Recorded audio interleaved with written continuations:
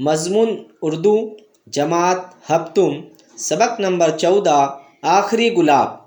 ہم اس سبق کو پڑھیں گے اور سمجھیں گے۔ پہلی بات یہ ہے علامہ اقبال۔ علامہ اقبال کو بچپن میں بٹیر پالنے کا بہت شوق تھا۔ بٹیر ایک قسم کا پرندہ ہوتا ہے۔ آپ کے سامنے بٹیر کی تصویر نظر آ رہی ہے، اسے بٹیر کہتے ہیں۔ ایک دن ان کے استاد مولوی میر حسن سبق پڑھا رہے تھے۔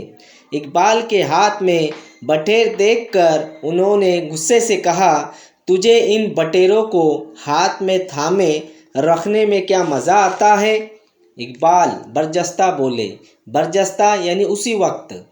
حضرت اسے ہاتھ میں لے کر دیکھیے۔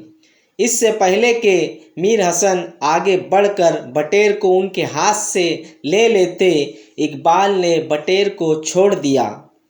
بچپن میں چھوٹی موٹی شرارتیں کرنا بچوں کی فطرت ہے۔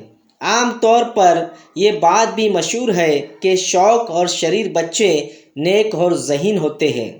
وہ شرارت تو کرتے ہیں مگر جب کسی کو مصیبت میں دیکھتے ہیں تو فوراً اس کی مدد کے لیے تیار ہو جاتے ہیں۔